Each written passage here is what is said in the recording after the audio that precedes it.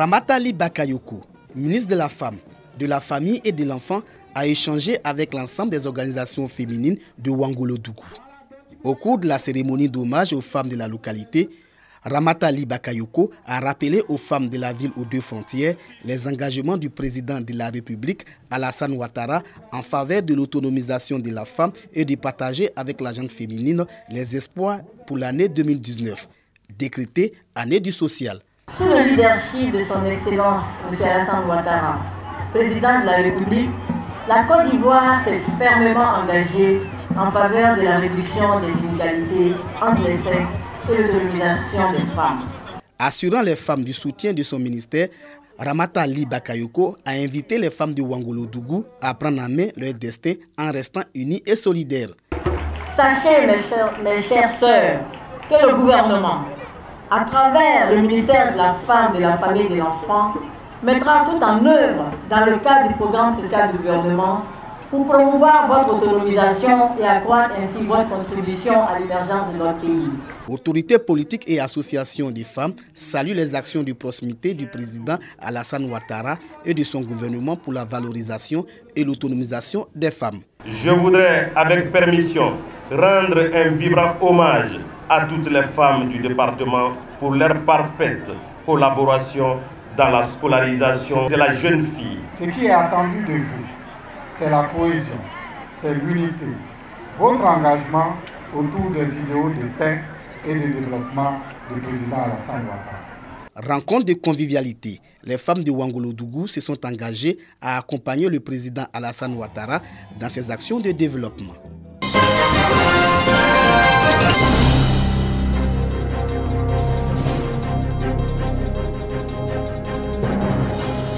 Bouré Maki, le nouveau consul présenté à la communauté burkinabé par l'ambassadeur de Burkina Faso en Côte d'Ivoire.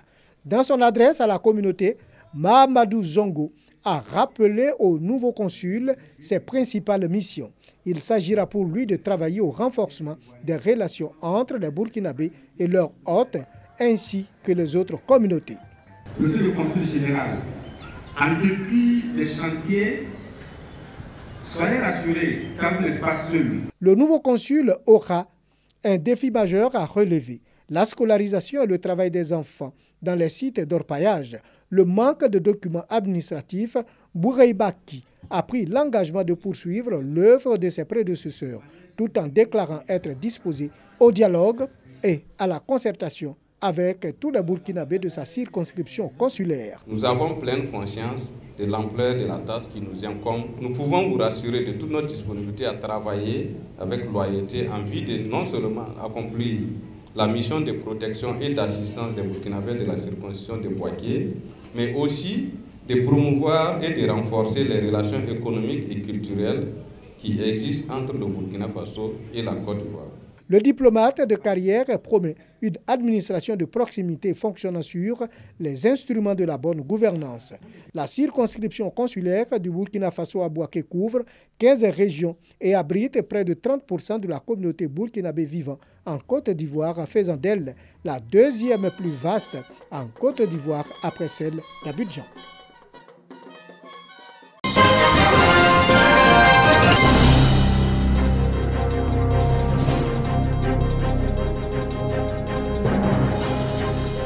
Plusieurs stands animés par des professionnels de divers secteurs d'activité. En face, des élèves de 3e et de terminale du lycée moderne d'Agnibi-Likoro, venus s'informer pour mieux s'orienter dans les filières techniques et générales. C'est la 8e édition des journées carrières. Cadre choisi, le lycée moderne d'Abengour. Pendant 2 jours, les filières et leurs débouchés sont présentés aux visiteurs. Les élèves sont invités à tenir compte de toutes les explications des professionnels avant d'opérer leur choix. Cette édition des journées carrières du lycée moderne d'Agnibi-Likoro s'est terminée par la visite d'une ferme avicole pour imprégner les élèves aux réalités professionnelles.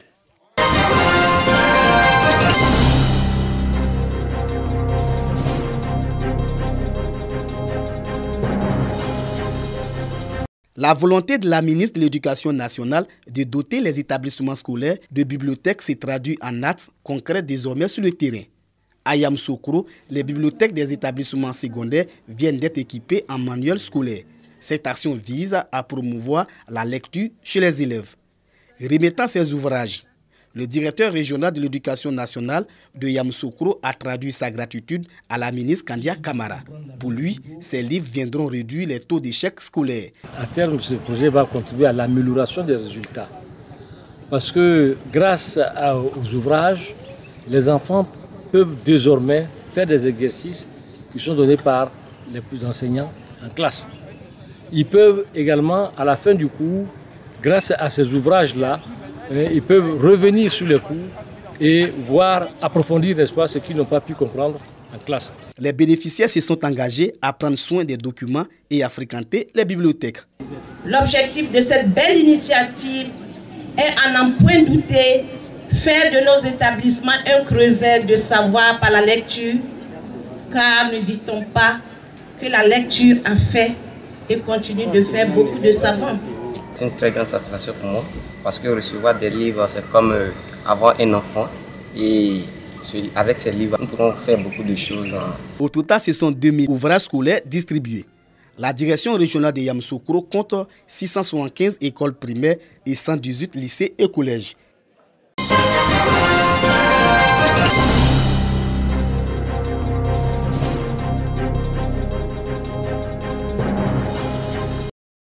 La rage tue environ 70 000 personnes par an dans le monde.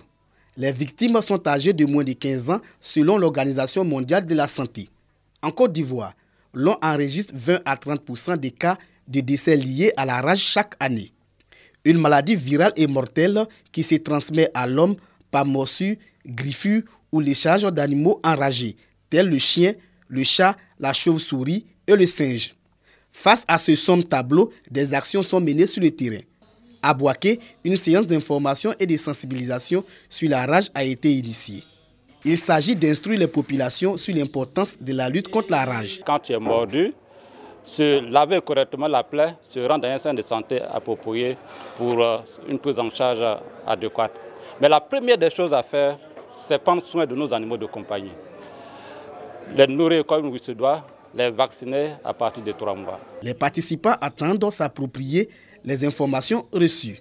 Nous nous chargerons de diffuser tout ce qui vient d'être dit, de sorte que toute la population soit saisie. J'ai 2 chats chez moi, plus un petit chiot. Arrivé à la maison, vraiment, j'ai tout fait pour faire vacciner mes animaux. Les autorités locales ont exhorté les populations à se mobiliser tout en souhaitant que Bouaké, qui enregistre déjà 2 cas de décès dus à la rage en ce début d'année 2019, soit un exemple en matière d'élimination de cette maladie en Côte d'Ivoire. On estime à 2 millions la population canine en Côte d'Ivoire, dont seulement 9% vaccinés.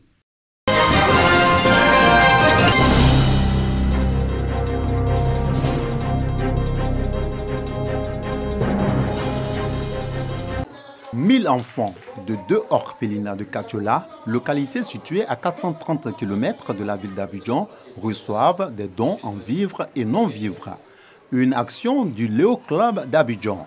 Il s'agit de 100 jeunes du Lions Club venus de divers horizons pour apporter la joie à ces enfants. Je tenais déjà à remercier tout le monde, toutes les personnes présentes et tous les efforts consentis pour la réalisation de ce projet. Tous nos donateurs et même toutes ces personnes-là qui ont été avec nous depuis le début de cette collecte et jusqu'à la fin pour la clôture et la réalisation effective de cette œuvre. Ces dons, composés principalement de riz, de savon et de cartables, réceptionnés par les responsables de ces orphelinats, sonnent comme un soulagement pour ces derniers. Les autorités locales ont également exprimé leur gratitude aux donateurs et encouragé ces actions à caractère social. Nous vous félicitons pour ces dons que vous venez de faire à nos chers enfants. Nous souhaitons que ce talent de générosité qui vient de se concrétiser par ces dons puisse revivre à travers chacun d'entre nous dans sa vie de tous les jours.